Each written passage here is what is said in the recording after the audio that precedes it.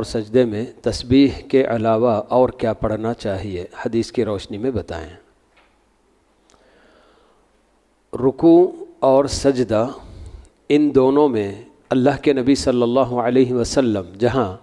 تسبیحات پڑھا کرتے تھے تو وہیں آپ دعائیں بھی کیا کرتے تھے۔ رکوع میں بھی آپ سبحانک اللہم ربنا وبحمدک اللہم اغفر لی یہ بھی پڑھا کرتے تھے، اور سجدے میں تو بہت زیادہ دعائیں اللہ کے نبی صلی اللہ علیہ وسلم سے ثابت ہیں، اور آپ نے یہ بھی ہمیں بتایا ہوا ہے کہ سجدے کی حالت ہی بندے کی وہ حالت ہوتی ہے کہ جس میں وہ اپنے رب سے بہت زیادہ قریب ہوتا ہے، چنانچہ تم لوگ سجدے کی حالت میں کثرت سے دعا کرو کہ یہ قبولیت کے لیے زیادہ ممکن ہے، قبولیت کے قریب ہے آپ نے بتایا۔ تو اس لیے سجدے کی حالت میں تسبیحات کے علاوہ اور بھی دعائیں کی جا سکتی ہیں۔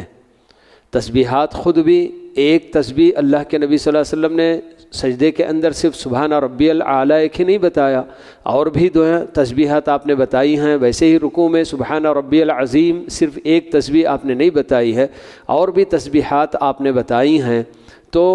جو کتابیں دعاؤں کی اور اذکار کی مشہور کتابیں، تو اس میں سے ایک کتاب میں بار بار اس کے تعلق سے حوالہ دیتا آیا ہوں، اور آج بھی میں بتا رہا ہوں کہ حصن المسلم ایک چھوٹی سی کتاب جو 25-30 روپے میں یا زیادہ سے زیادہ 50 روپے میں آپ کو مل جا سکتی ہے، کہ جس کے اندر قرآنی اور سنت سے ثابت شدہ دعائیں، بالکل جینیون دعائیں، ہر موقع کے لیے کب کب کیا دعا پڑھنا چاہیے۔ تو یہ کتاب اگر آدمی اپنے جیب سے 50 روپے خرچ کر کے خرید لے،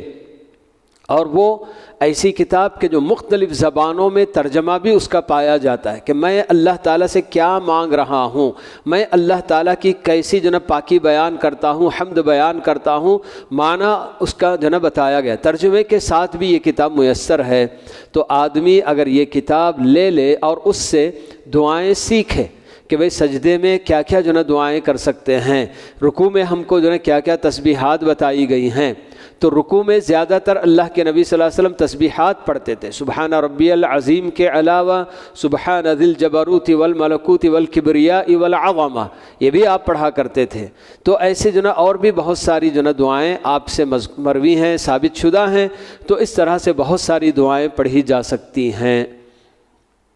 اور سجدے کے اندر جو بندہ دعا کرنا چاہے وہ دعا کر سکتا ہے، خصوصاً سجدے کی حالت میں چونکہ بندہ اپنے رب سے زیادہ قریب سے قریب تر ہوتا ہے، اسی حالت میں تو اسے زیادہ سے زیادہ دعا کرنے کی کوشش کرنی چاہیے۔ دعائیں چاہے وہ قرآنی دعا بھی ہو یا اللہ کے نبی صلی اللہ علیہ وسلم سے ثابت شدہ دعا،